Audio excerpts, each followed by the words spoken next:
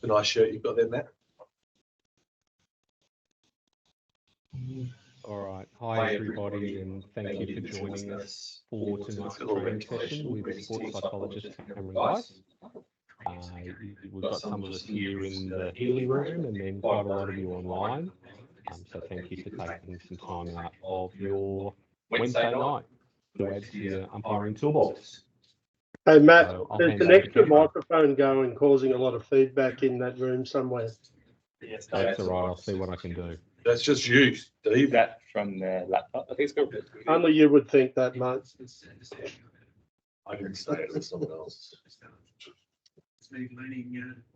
I'll just share my screen.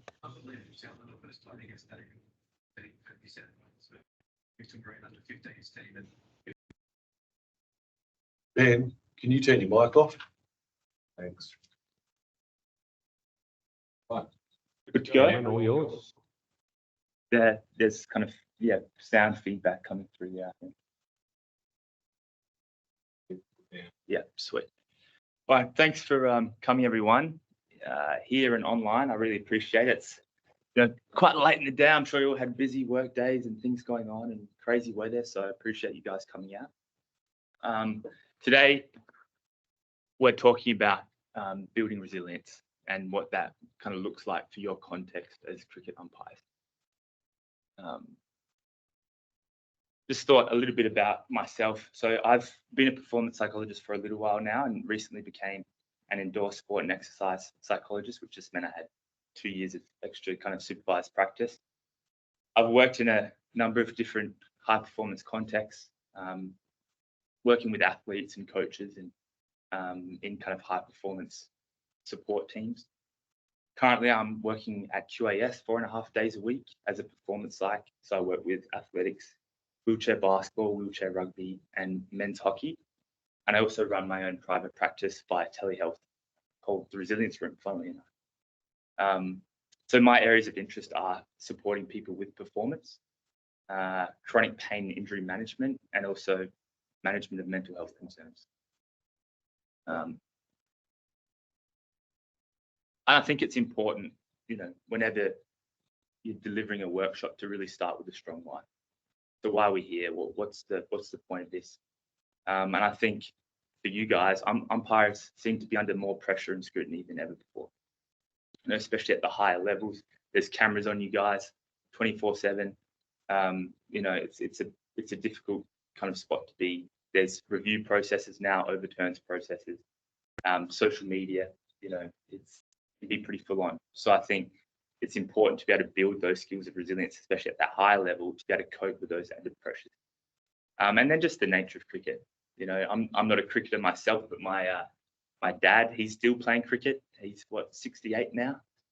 He kind of had a 30-year break where he stopped playing, and now he's getting back into it and loving it. But he was a big cricketer growing up, and we always had cricket on, especially around Christmas time. And I just think it's a brutal sport. Just the nature of it in terms of the mental endurance. Like, you have to be switched on as cricket umpires for a very long period of time. So you need to have good mental skills and processes that allows you to maintain a high level of attention and focus throughout that period. So that's what we're going to be focusing on today. So my aim is to, I suppose, build some knowledge of resilience. And a lot of this stuff is common sense, essentially. Thinking about the biological components, the psychological components, the social components of resilience. And then from there, particularly in the second workshop, we'll talk about some mental skills and processes that might be helpful for you guys to play around with and see where that might fit in your preparation and execution of umpiring. So this workshop will focus on those fundamental aspects from a biopsychosocial perspective, and then workshop 2 will talk about some specific mental skills and tools that could be helpful. So, what is resilience? What do we mean by that word? And I like that idea of its bounce back ability, right? So being able to bounce back from adversity, from challenges that arise over the course of a match, over the course of an over, an innings. The Oxford Dictionary defines it as the capacity to withstand or to recover quickly from difficulties, and that toughness in being able to do so. So we'll kind of run with that definition to start with. But I am curious. You know, I'm not an umpire. I don't know what your experiences are as umpires, and so I want to know what specific challenges show up for you. You know, what are the internal challenges that show up? What are the thought patterns or kind of processes that go on inside emotions, feelings, and what are some of the external challenges that show up? You know, what is it that is difficult about what you do? And I thought a good place to do that is just individually. I've got some paper and pen if anyone needs that. But essentially, I just want you to spend a couple of minutes to think about internal. What are some challenges personally for you, and external? So does anyone need paper and pen, or are you guys prepared? You could use the notes section in your phone. Yeah. You want some pen and paper, mate? Yeah.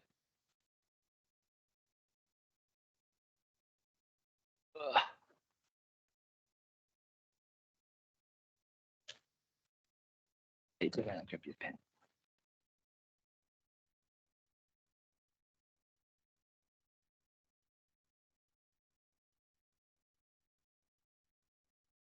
Just no worries.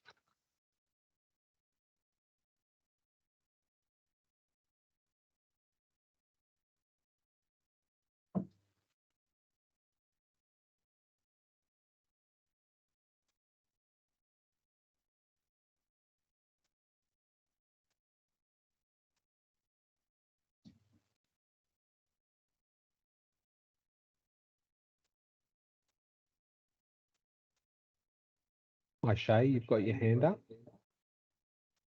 Just a quick one. If you're online, well, I'm not writing the things down on paper, but are we actually going to revisit and go through these individual items? David, what? Yeah, basically what you want us to do is when while being online. Yeah, online, I would say if you have time, or you could go and grab yourself some pen and paper and just start to reflect on what those challenges are for you personally. So rather than generally, what shows up for you, what challenges do you face as an individual in the umpiring context?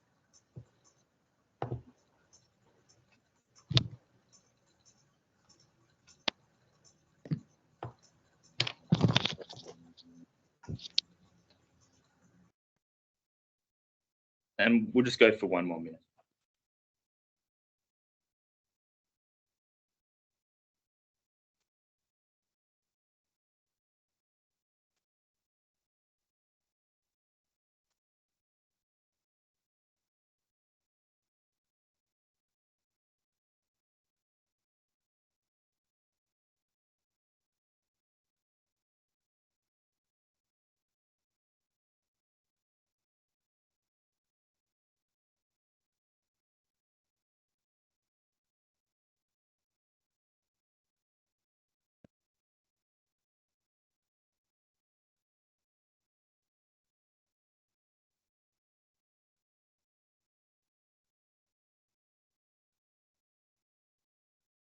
We might move on.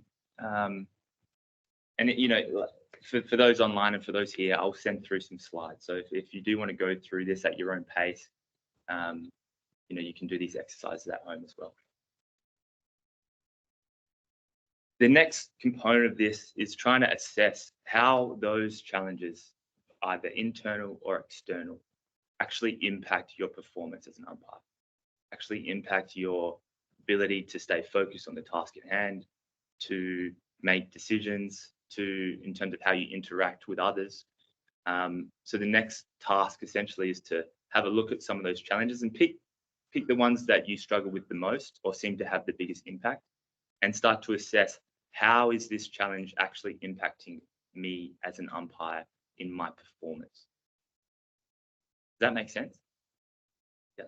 So I'll give you guys a couple of minutes to think about that.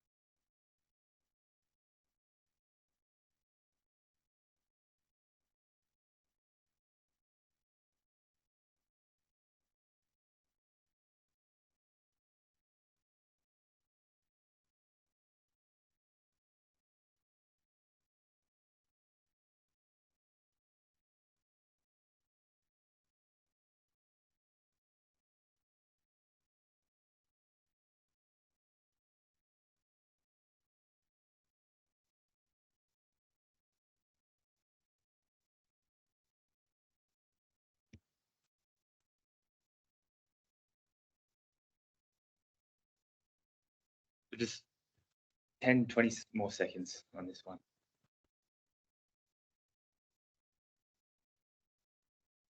Sorry about it. I think doing this exercise is important because what resilience looks like for me is different to what resilience looks like for you. And you guys as individuals, as umpires, we all have our own, patterns of thinking, feeling, behaving. Some of them are functional, some of them are dysfunctional. What is, works for you might not work for someone else. So it's trying to understand yourself and what specifically, are the challenges that you need to become more resilient with to be able to function as optimally as possible in your role. Does that make sense?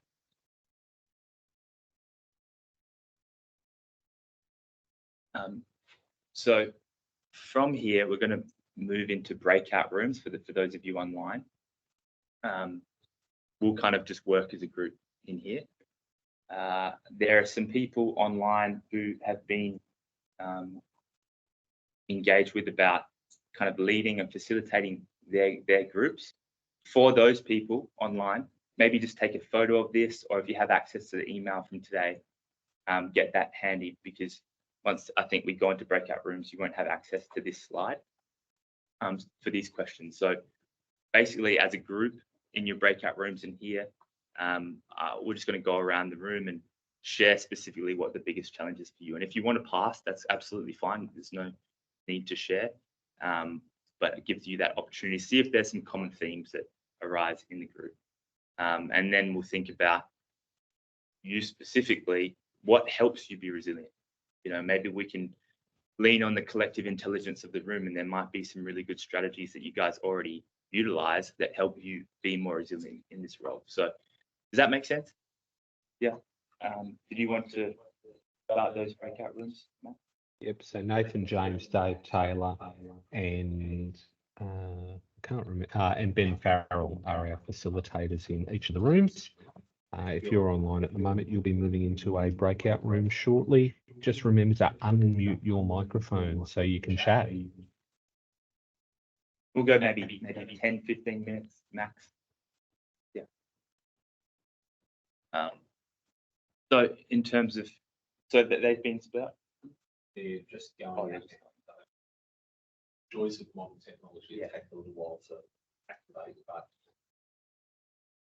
so who would be willing to kind of start and share an internal or external challenge that you have and how it impacts your performance? Or we could just go around. I'm happy to start with one. Yeah. We all sort of talk about, taking the game one ball at a time, and it's a great thing in theory. But easier said than done, though. You make a decision, you want to move on. You might get reminded of that from either instantaneously, or a ball later, or an over later, or 2 hours later if that bloke's still batting and they reckon he should have been out. So that's one. I guess, obstacle in the way of moving on from that ball. So receiving reminders about a previous mistake according to other players. And that's why I said mistake. Overconfidence, maybe. Overconfidence. I like that. And so how does that impact your performance? That challenge. I mean, it's what it could do is distract you from the next ball, which of course is the most important thing we want to focus on. So it's almost like sometimes when a previous ball or previous situation's replaying in your mind, it's like you're kind of looking, but you're not actually seeing. There's a gap between your visual perception because of this noise that's going on internally. Is that right? Yeah. Yeah, and that's very challenging. Anyone else be willing to share? I've got one here which is in a similar vein, but it takes it to that next level. During questioning, so not necessarily dismissals. I always found more challenging when someone was questioning, say, a decision around, or even coming up and just saying, look, I think this ball needs to be changed. And so they're saying, I think it needs to be changed. And then you're automatically It's not like you can say, oh, let me defer that question, I'll see you in a minute. You have to answer it there and then. And so that's another situation. It could be about wet weather. They come up and they want to know around what's going on with weather. You're out there doing an inspection of the ground. Captains or even players or coaches will come up and ask you questions about what's going on in the situation. You and your partner haven't had that discussion, so you're not all on the board. Just having those, going to the second part here, but having that quip to go, this is what's going to happen, and then we'll go. So for me, how that impacts your game, you can look nervous, you can look unprepared, you can look, so the perception is that you're not looking confident, which can lead to other things down in the game where then they're maybe appealing more, and so that you're getting more appeals, or they could be questioning you even more. So yeah, that's one thing I found really difficult coming through the grades. And I had to come up with strategies, which I'll talk about later on. So it's as though players, coaches can sense that maybe you're feeling nervous or a bit uncertain, and they try and exploit that by more appeals, more possibly, could possibly get it. Yeah, that point. One similar. Late in the day, particularly, say day 2, when it's getting tight. It's really tight, could game go either way. You're getting tired, feet are sore. And trying to maintain that focus right to the end. And, and now with the overrate strictness, so to speak, keeping that in check.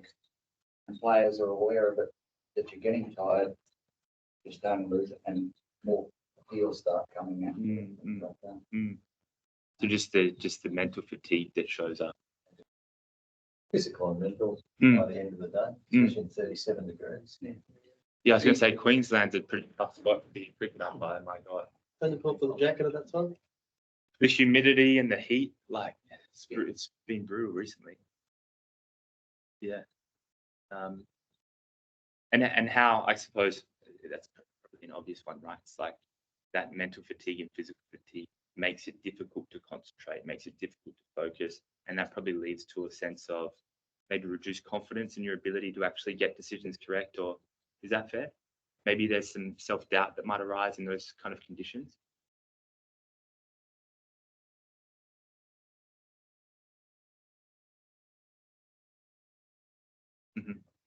It's much easier to make the correct decision when you're fresh. You just really got to remind yourself to stick to your processes. And late in the day when you're tired and everything, I know for me it's always been right. Last hour, switch on, we got this. And I just sort of remind myself, because I think everyone gets knackered by the end of the day. But easier said than done. Definitely. I guess that speaks to the importance of those mental processes as well, where you've got something to rely on in that state of fatigue or stress or pressure, that you can put your attention on that process as a side to trying to struggle against and wriggle against the fatigue or the stress. So that's a vital point, and we'll talk about that later on.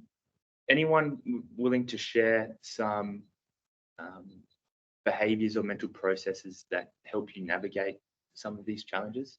We've talked about fatigue. We've talked about, players asking for the new ball.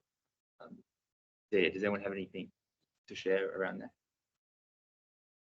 Yeah, a little embarrassment, I suppose. What's that? I used to always get really nervous first 8 overs.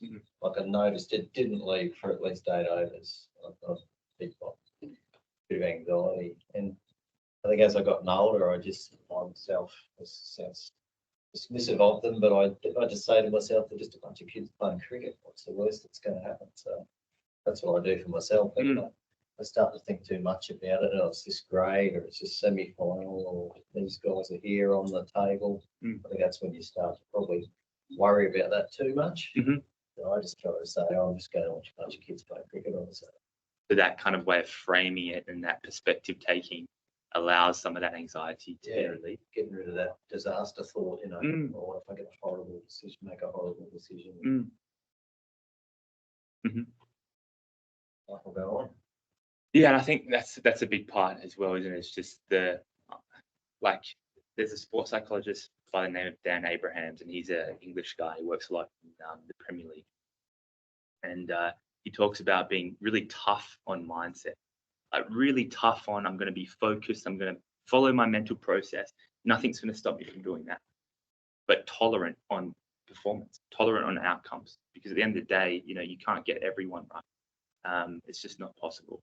And so being able to kind of ride that, you know, those mistakes and be able to recover from them easily, know that they're going to happen. But as long as that you're staying tough and focused on what you can control and those mental processes that you have and trying to refine them and optimize them progressively, that's all you can do.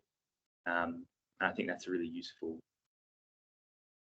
useful understanding, because I think a lot of the time we're tough on performance and tolerant on mindset.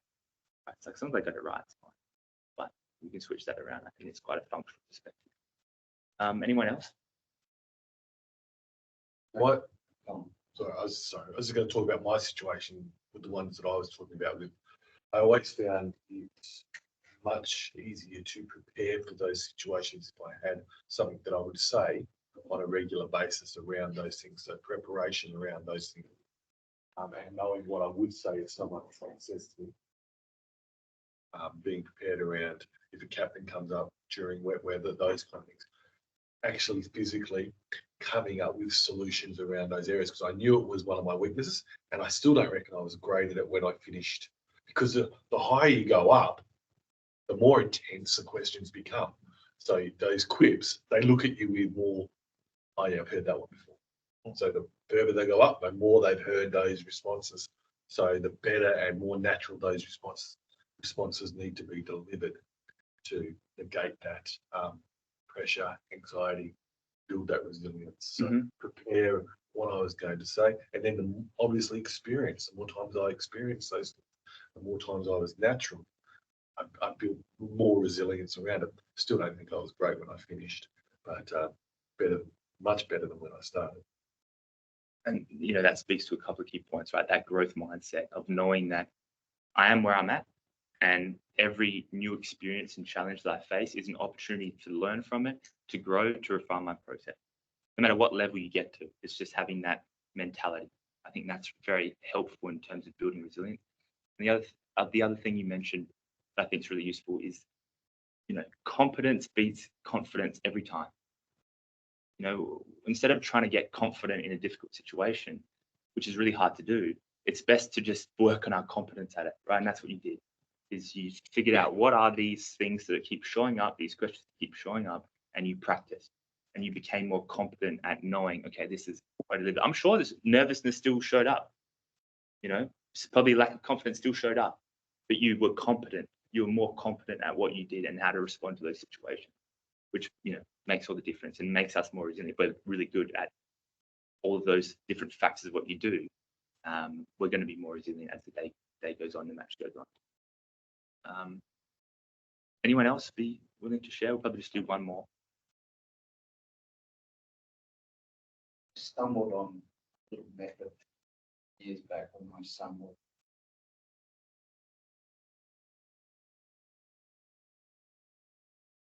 And so we sent him this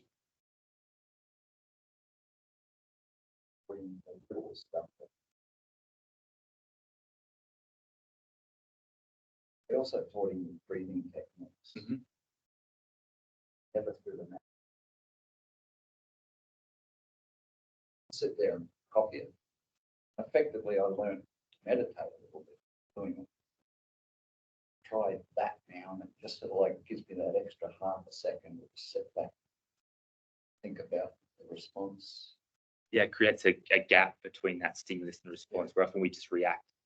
If you can practice some of those strategies, there's a bit of a gap that can arise. But so focus too much on the breathing and you get what's going on. Yeah, you have to be precise with your dose, you know, and when you actually use that or you implement that tool, it's a fantastic tool, But if you get the dose wrong or the timing wrong of the implementation, you lose focus, right? Or it becomes unhelpful.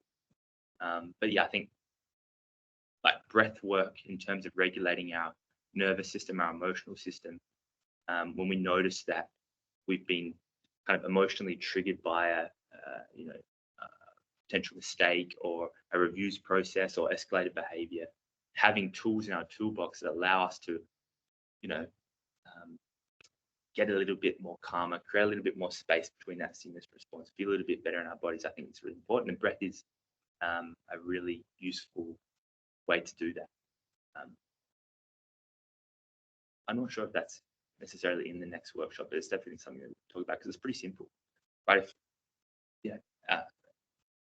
If we utilize very strong, short inhales and long, slow exhales, tells our brain that we're safe.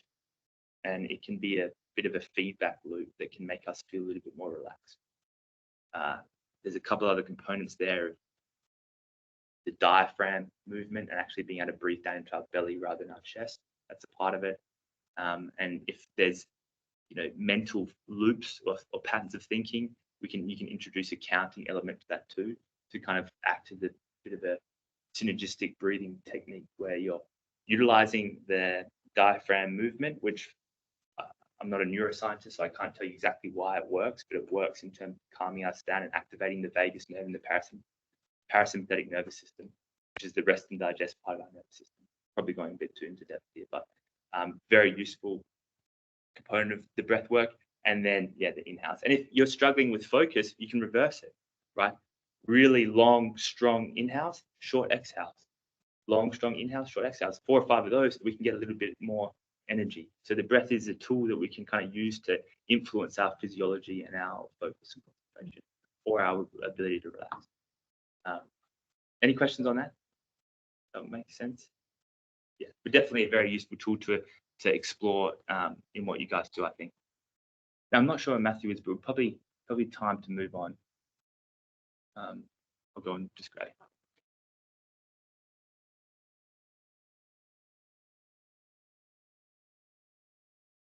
Yeah, that would be.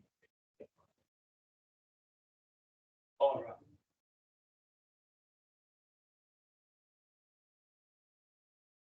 I think the laptop, his laptop that was hosting the meeting died, so we might just have to move forward, and these guys can join in when they get back.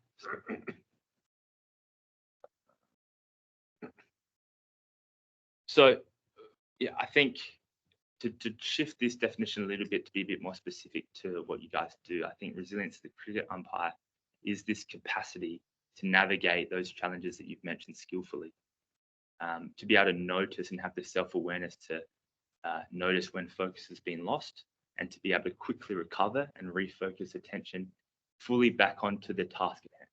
And you guys, I'm sure, are very precise with how you deploy your visual attention, when, where, how.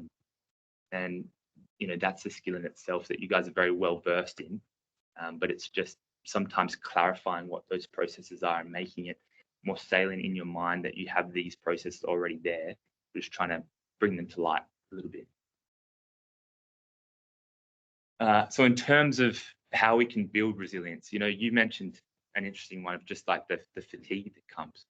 So what are some of the biological factors that might be at play, in terms of our hydration, our fueling, our caffeine use, so our sleep the night before, all of these factors play a huge role in how resilient we can be.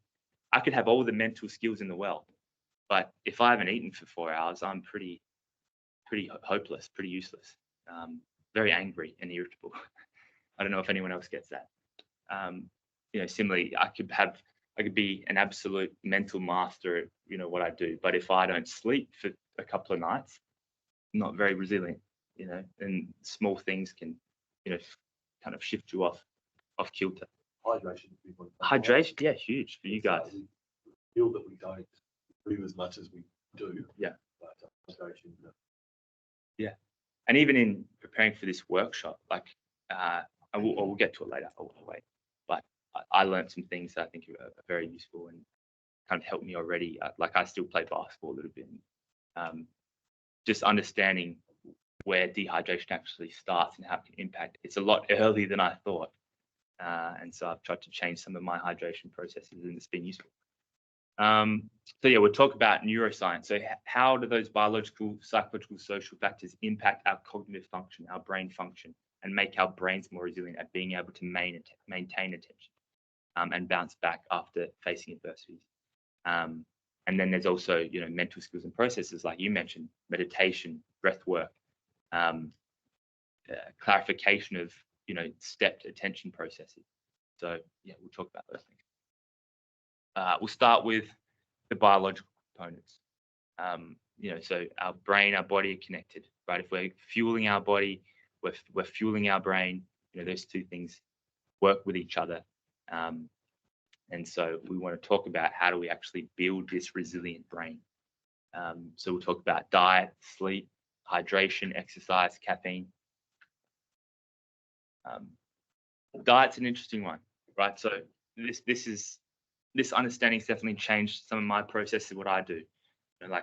I would see 6 clients in a day. And when I first started, I'd have my breakfast, see the 3 clients. By the 3rd client, I was a little bit, not really feeling myself. It's hard to concentrate, hard to focus. Then I'd have lunch, feel good for the 4th, 5th, and 6th one, struggle. So what I didn't realize is the brain relies on glucose. It needs a steady supply of glucose to be able to function well. And so what I had to do is I had to ensure that I was, sipping on a Gatorade to maintain my attention, or I'd have a little snack between clients. Not that I was hungry or anything. I have a good breakfast, but to ensure that my brain has glucose that it can utilize to stay focused and engage the way I wanted to. So yeah, there's a lot of research to suggest that there's glucose levels have a dramatic impact on our ability to be sharp and stay focused. And this is a disclaimer there. I'm not a doctor. I'm not a nutritionist. So I'm not going to give you guys specific protocols.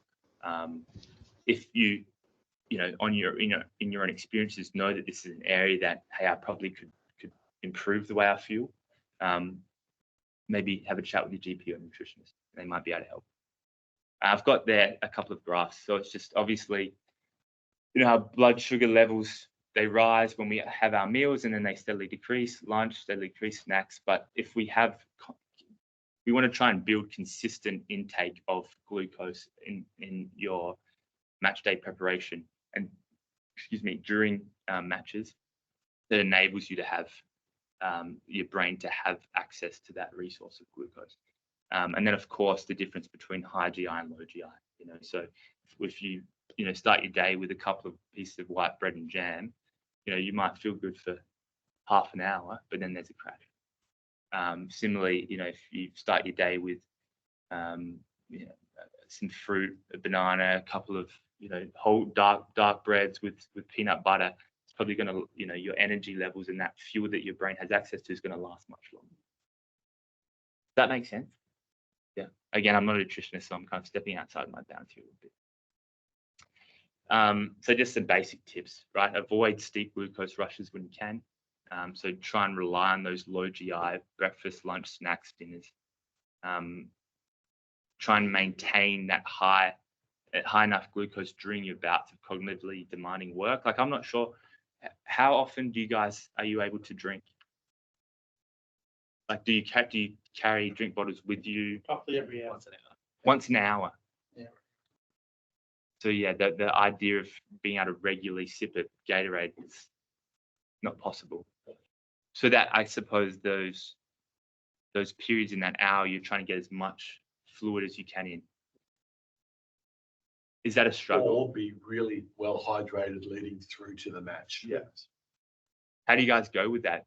Are you able to stay pretty well hydrated? I just imagine the amount of sweat that you guys must be hard just having those hour gaps. Yeah, pressure.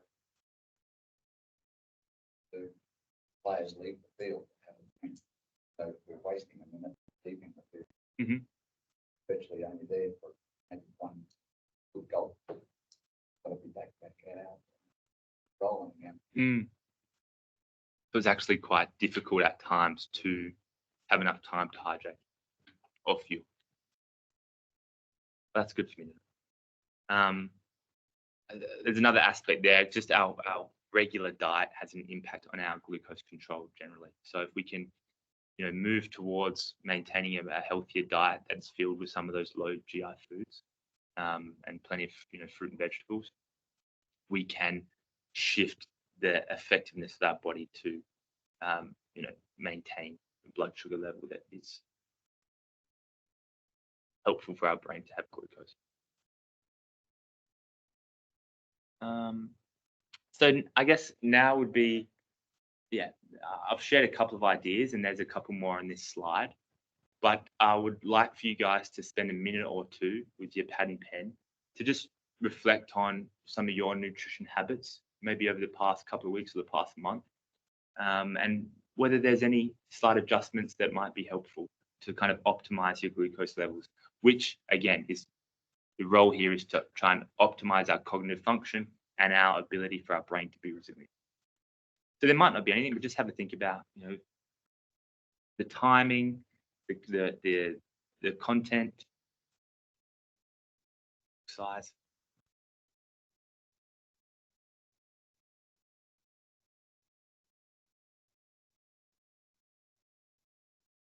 So what happened with the breakout room? They're all back in. So they were still able to have that chat? Yeah, but almost all.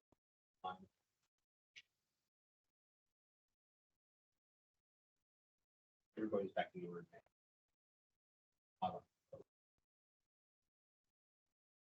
now. Technology, hey? They're best challenge the price enough. You can practice your doing.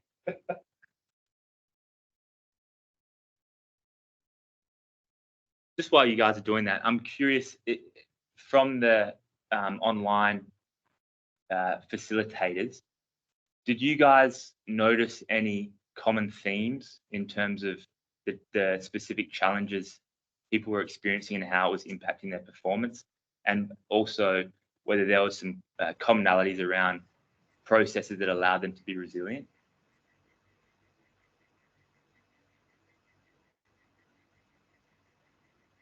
Yeah, David? Yeah, there's a commonality in our group. It all centered around getting over or getting past a decision, and trying to build some resilience into dealing with that error or incorrect decision at the time, whether it was perceived as an actual error or not. Obviously, in grade cricket, there are times that we don't know whether it's an actual error or not because there's no real cameras around. There are cameras on the side in terms of frog boxes and etc., but they don't always tell you the right story. But it's ours sort of centered around that, just moving past that that perceived error in our own head. Yeah, that showed up in our group as well. Same challenge. Any processes that your group had or reflected on in terms of what did help them to move past that? We certainly talked about giving thought to, okay, it may be an error, and acknowledging that with players and verbalizing that. Okay, look, we might have an error here, but we've still got plenty of the day to go. So humanizing yourself to that. But we also talked about, okay, this could be an error right now. But the most important thing is that next ball, that next decision we have to make to just try and get yourself into that game again. And you can deal with the said error or mistake at a later point. Yeah, that's awesome. So being able to kind of humanize yourself in the context of the communications with the players, but also having some self-talk kind of processes that are just reorienting and redirecting your attention onto the next ball. Yeah, well, you don't want to compound that error. As best you can, you want to be totally absorbed and focused on that next one to not make it 2 in a row, if it is an error, of course. So yeah, we certainly discussed that. So not compounding errors throughout the day. I'm just conscious of time. It's 7:42 and kind of halfway through my slides, so might try and rush through the next couple. And if we can't finish, that's okay. But we'll get back to the PowerPoint. Thanks so much for sharing, David. Appreciate that, mate. Hydration. So we've spoken about that, right? So the impact of dehydration, they're pretty significant. Can't process information as quickly. My reaction time slows down. My peripheral vision is reduced tracking ability, reduced recall, reduced attention, right? These are fundamental aspects of what you guys do. So, you know, that your processes around hydration are vital in terms of how resilient you can be, which you guys know already, but it's just that reminder of my brain can't do what I've trained it to do if I'm not hydrated. And you guys, I'm sure, are aware, you've probably experienced many bouts of dehydration, and so you know some of the symptoms. But yeah, just what I found really interesting, that chart of the color of your urine and how the 3 to 4 was mildly dehydrated, and being able to notice when that's the case and hydrate as soon as possible, so you're not getting to that 5 or 6, 7 to 8, because that's when you're at risk of having those deficits in cognitive function.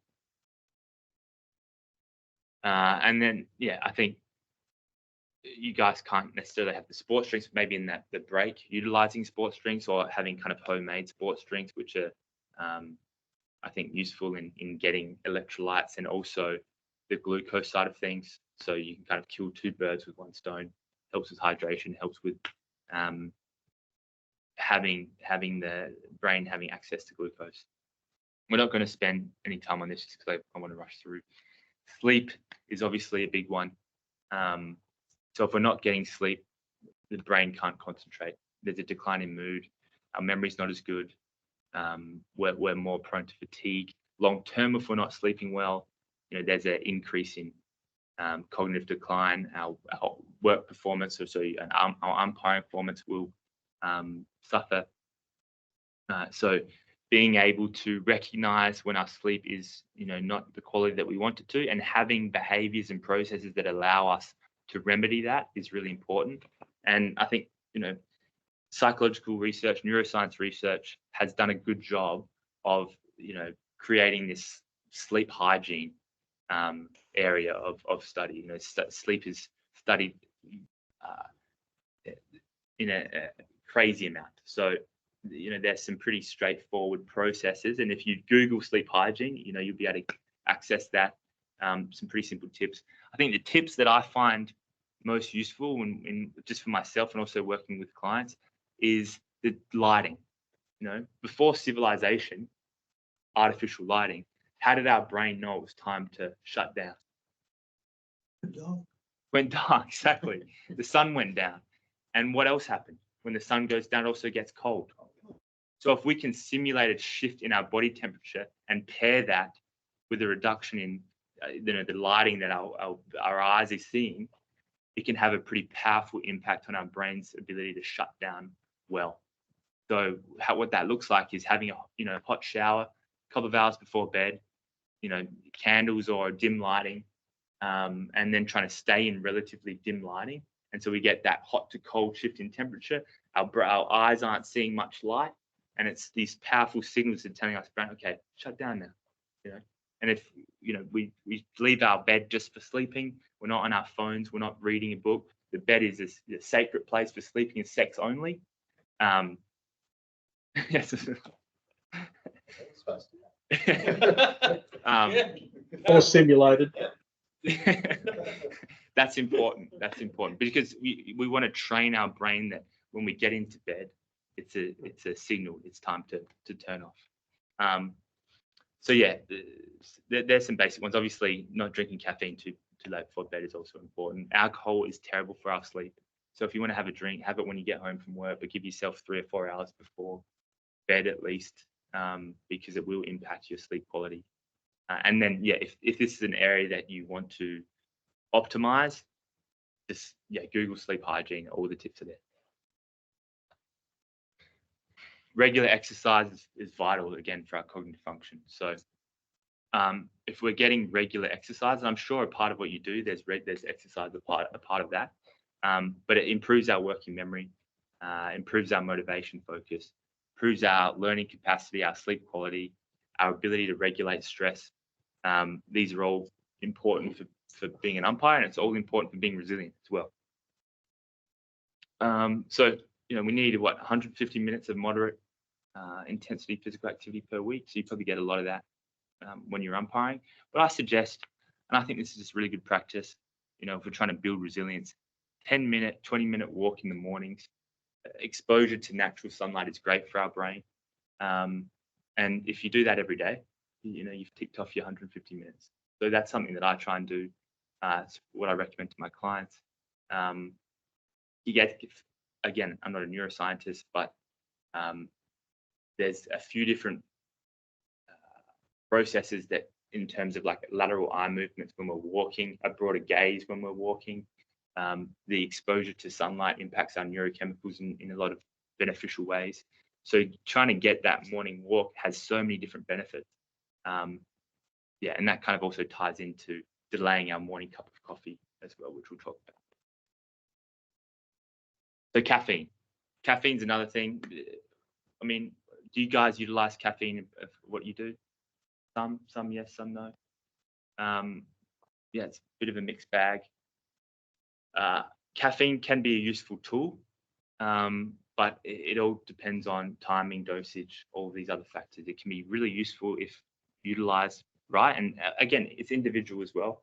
Some people respond really well to caffeine. Other people can make them feel jittery, anxious. So it's about kind of knowing yourself and also knowing what the science shows about caffeine use and trying to optimize these things. But it can improve alertness, focus, learning, cognition, working memory through some of these shifts in the neurotransmitters. But timing is important, right? So if you do like to get a little bit of caffeine before you're umpiring, recommended that you would do that 1 hour. You'd have the dose of caffeine 1 hour before a match starts, and then another dose around 3 to 4 hours. And again, it takes roughly 10 hours for caffeine to leave our system. So try not to have too much caffeine after 2-3 p.m.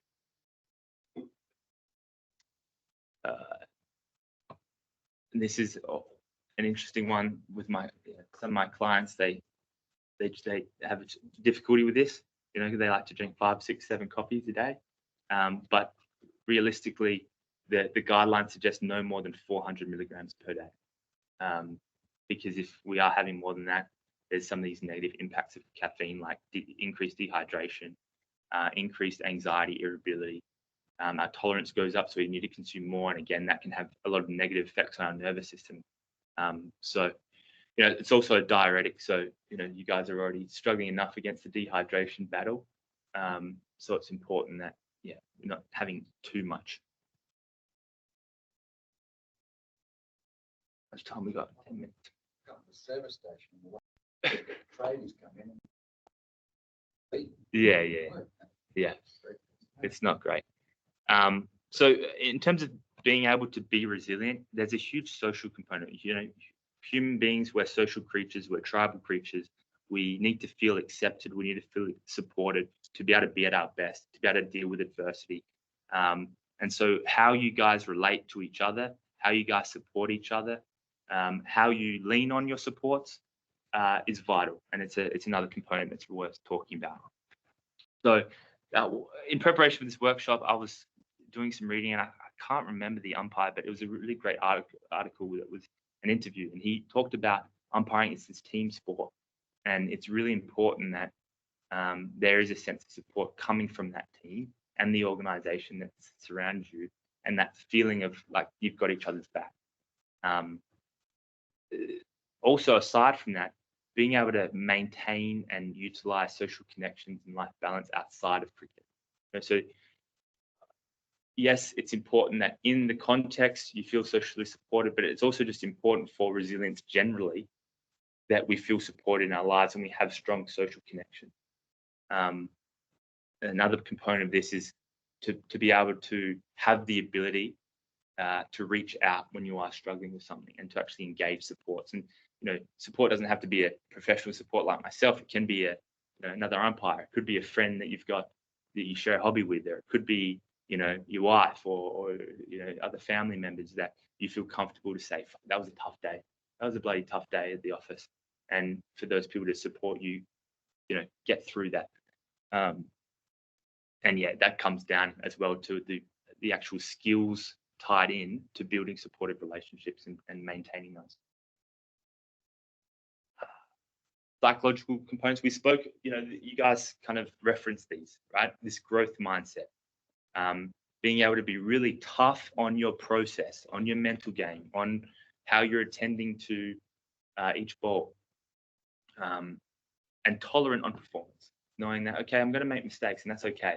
As long as I can reflect and learn from those, get better, it's fine. And seeing those failures as actually opportunities to get better and refine my craft, because the reality is we're human, we're not perfect. No matter what level you get to, you're going to make mistakes, you're going to fail. And there's no real functional benefit from being extremely hard on yourself. If we externalize and we think about, a child who's trying to learn cricket, for example, what coach is going to get the most out of that child long term? The coach that's like, you fucking suck when they make mistakes. That's shit. You're terrible. Why do you even do this with that harshness? Does that kid get better? Maybe in the short term out of fear, but long term he's going to hate the sport. He's not going to enjoy it. He's not going to be motivated. Versus the coach who's supported. Hey, there was a mistake. Maybe watch what you're doing with your elbow, or maybe try and see the ball earlier, lead with your front foot. You can do this, encouraging, supportive. So we almost want to be and practice being that supportive coach to ourselves, as opposed to that really harsh critic when mistakes happen. I think that's a really important piece. Also, just having clarity around why you do what you do. I think that makes us much more resilient creatures. If we're clear on, this is why I do it and this is who I want to be in doing this, we're tough. Like a good metaphor would be if I crushed up some glass and I put the glass from here to the doorway. I said, I want you guys to just take your shoes off and walk on the glass. What would you say? Yeah, piss off. Why would I cut my feet? We're absolutely terrible at experiencing meaningless suffering.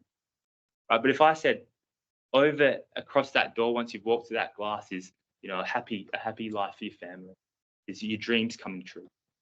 Would you walk on the glass? Fuck yeah, you would. Yeah, more likely. I mean, you still have to think about it, right? Because it's going to bloody hurt.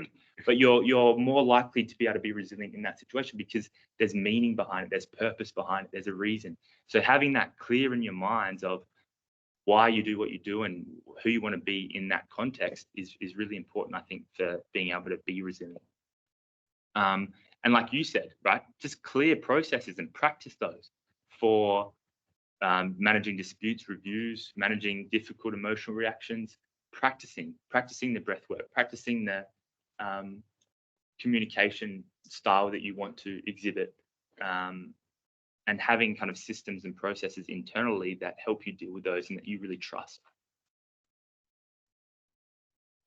In terms of the psychological skills, and again, this is from an outsider kind of thinking about what you guys do, so I'm probably not perfect on the ball here, but I think the ability to switch on and off between balls and doing that really effectively, not just between balls, between innings, between days, between games, like really being able to get psychological detachment or distance from what's just happened, I think is vital, just to reduce that attentional burnout, to reduce the intensity of stress that goes on. Having some skills to be able to regulate the difficult emotions and manage stress and discomfort internally is important. Being able to stay connected to your process and knowing exactly what that is and where you want to attend and when. In the presence of stress, fatigue, pressure, right? It's easy to do it when you're fresh. It's a lot harder at the end of the day. So being able to build that skill to stay connected to those processes, I think, is important. And then, yeah, just being a bit more of a supportive coach to ourselves as a part of that really harsh self-critic if mistakes or issues do show up. I think that can help boost resilience. So some key takeaways. What's the time here? Oh, I'm going to finish on time, I reckon, which is good. Resilience is a skill. It can be developed and enhanced through training our brain and giving the brain the right conditions that we talked about: sleep, diet, exercise, timing of caffeine, all that kind of stuff, hydration. We can optimize those processes with our behavior. It's important to have, strong and supportive relationships in the umpiring context and out, and the ability to recognize if there is something that you're really struggling to get over and seeking help when necessary. And then, learning about and practicing mental skills, which hopefully will improve your ability to be resilient in this context, which we'll talk about next time. So thanks for listening. Not sure if we have time for questions, just because I don't want to hold you guys up. It's late. Really want to get home to bed. Sleep's important, that we just talked about. So if you do want to get in contact, take a picture of this. Areas I think that I could add some value and support you with is clarifying and developing those mental processes that can help build resilience in your context, and also, just supporting any management of mental health concerns that are showing up. Thanks so much for coming. I really appreciate it. It's been lovely to meet you and hear about, the challenges that you're facing in this context. I hope it was helpful. Cameron, on behalf of the team, thank you for your time. No worries. Much appreciated. Yeah, thanks Sure, everyone. everyone got something out of it. Yeah, perfect. And if you guys have feedback, I'd love to hear it, just so that I can get better at what I do. So you can pass it on to Matthew. It would be really helpful. Thanks, guys. All right. Thank you very much. Thanks for those online. Appreciate it. Thanks, Cameron. Good stuff, buddy. Thank you. Thanks for facilitating, Matt. Pleasure. Thank you. The next session is going to be Wednesday, the 15th of February. Thank you. 7 o'clock online, or of course here in the room at Allan Border Field.